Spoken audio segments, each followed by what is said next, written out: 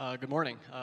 My name is Hendricks. My wife Shelly and my three girls, we've been at Madison since late 2020, which was kind of a strange time to join a church, but here we are. My first real interaction here at Madison was through an email from Paul Hewitt in the spring of 2021. At the time, I'd never met him, and he and Mark DeNoyer, who I also had never met at the time, we're forming a listen and learn group for an 11-week study of the book, White Awake. The goal was, to quote from his email, to quote, more deeply understand what it means to be white in our world today and to look at this issue through a Christian lens. That was 3.5 years ago, and we're still meeting every other Monday to talk about this topic. This group has been pretty transformative for me in many ways. During the first 18 years of my life, I grew up in the small town of Lyndon, Washington. When I was a kid, the town had a population of about 5,000, of whom 5 were black. There were migrant workers from Mexico and Texas and California who came to Lyndon every summer to work in the berry fields and the processing plants there, but they lived outside of town and they didn't really function as a part of the community.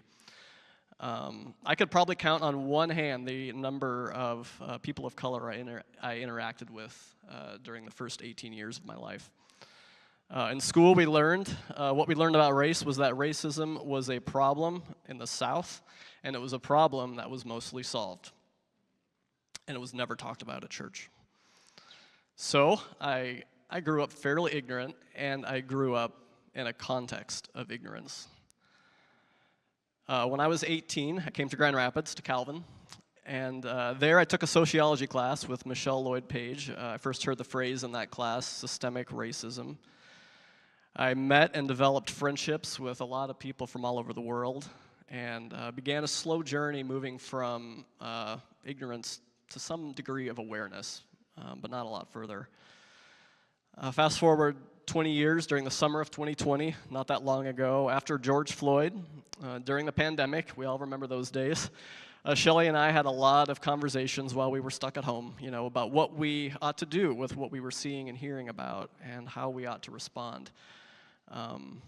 It's one thing to be aware of racism, but it's another thing, a completely different thing, to be actively anti-racist. So we realized that it meant making some changes for us, and one of these many changes involved looking for a new church. So here we are. A few months after that, that's when I got Paul's email, and that's when our group started meeting. And we still meet every other Monday. There are, I think, 11 of us now. A few have come and gone over the last few years. We come from across the political and theological and denominational spectrums, so our conversations are very interesting. We're also very intergenerational. We have people in their 20s, 30s, 40s, 50s, 60s, and 70s, although maybe not 20s anymore because we're all aging. In that original email, Paul outlined what our long-term working objectives would be for this group, and there are 7, and I think we've held to them pretty well over the years. So I'll just read them. 1, to seek shalom and to be agents of renewal. 2, to grow in awareness of the biases and ideologies that we have internalized. 3, to recognize all the grave injustices in our society. 4, to see that our human experiences are all interconnected. 5, to understand privilege and oppression institutionally. 6, to understand our role in deconstructing racial inequalities. And 7, to understand what it means to be an ally. So what do we do when we meet? Well, we're a listen and learn group, so we do a lot of listening and a lot of learning. But that means reading a lot of books. We've read a lot of books. We watch documentaries. We've tried to learn about housing policy and voting rights, reparations, Black Lives Matter, police brutality, all these issues that are front and center. We've tried to reflect on how our worldviews have been impaired because of what we were not taught and how to do better once we know better. We've also spent a lot of time in the Bible. We've studied what it means to be created in the image of God and to live in community as a people who are reconciled to God and reconciled to each other. We've learned about the diversity of God's kingdom and about God's desires for his people. And we've learned a lot about suffering and pain, what it means to lament, to really lament, and to confess and to mourn. We've talked a lot about the history of the church. We've talked about the history of this church. We've talked a lot about the ways the white church has enabled and perpetuated and sometimes actively promoted racism in this country and in this city and in our own neighborhood here. We've talked a lot about Madison, our own painful moments, not only in the last century and decades ago, but also in very recent years. So we've done a lot of this, learning and listening, a lot of arguing, a lot of reading, thinking. And what does this all mean for us? What do we do with this? Well, for me, and I don't want to speak here for anyone else in our group, though all of us have been on similar journeys.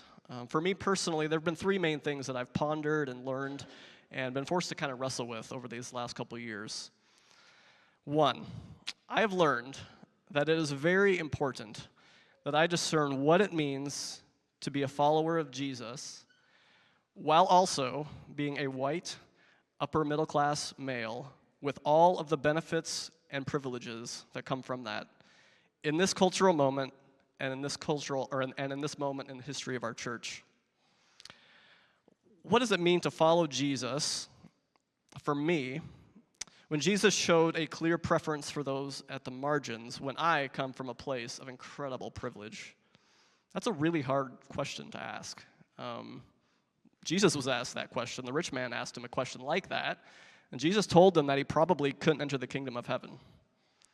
And you could say that Jesus was talking about, sin and grace and sort of theological things and not wealth and privilege. And maybe he was, and to some degree, but maybe he wasn't. So what does that mean? Well, I think practically it means giving up a seat at the table, at tables where decisions are made, where rewards are handed out. Sometimes these are actual literal tables in real conference rooms, where I work. It means using the privilege and the influence and the abilities that I did not earn to empower others and to amplify the voices of others. I work in marketing, and I work at a publishing company, so that's all we do is we amplify voices. Most often, it just means to get out of the way of others. God has gifted all of us. So that's the first thing I've been forced to think through. How do I follow Jesus as a white upper middle class man in the United States of America in 2024? It's a big question. The second thing this Listen and Learn group has made me aware of is just how much of my life takes place in completely white spaces. Or to put it differently, I'm virtually never in a situation where I am the only white person. Because honestly, that's uncomfortable, if I'm being truthful. A few months ago, our group was challenged to visit a black church here in Grand Rapids alone. Not like go together as a group and then go in church together, but roll into the parking lot by yourself and walk through the door by yourself. And I confess, I have not yet had the courage to do this. Some in our group have, but I haven't because it feels uncomfortable. Yet, this is something that I, and that many of us, expect many of our black brothers and sisters to do all the time, right? At work, at school, at church, to operate as the only one or as a minority in a space completely defined by whiteness. And we've made similar expectations of our leaders here at Madison over the years, our staff and council. And while I do not presume to speak for them, and I haven't been around here that long, or, I don't want to pretend to know too much of our history as well as I should, but I have to think that this hasn't been easy. We've not always done a good job submitting to their leadership. If we truly want to be a reach-across congregation, we need to all do the reaching. We all need to be reaching across, not just because it's part of the mission of Madison, but because it's part of the mission of the kingdom of God. That's the second thing. The third and last thing I'll say that I've been reflecting on is simply the need to listen and to be quiet, which is why it's kind of awkward to be up here talking right now. My first instinct when I see a problem is to try to think through a solution. And, in some circles we joke, oh, that's kind of a guy thing, right? But I think that's a human thing. We want to solve problems. I want to fix it. I want to come up with a plan. We need a spreadsheet and a slide deck and some milestones. And then when we finish, we're going to have a post-mortem, and then we're going to do it even better next time. But the work of the kingdom does just not function that way, and the work of anti-racism does not function that way either.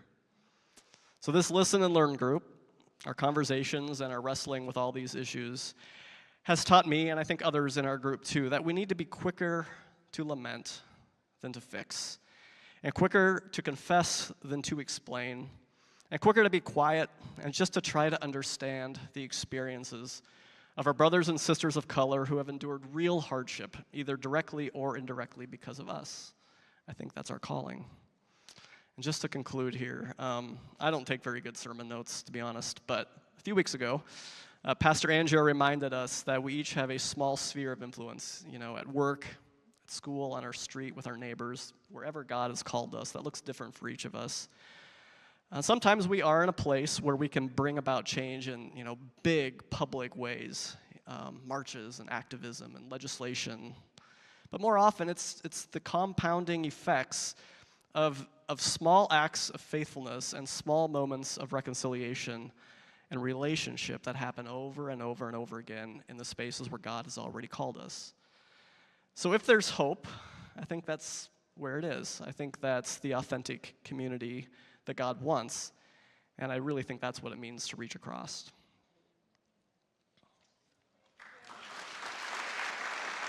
Thank you.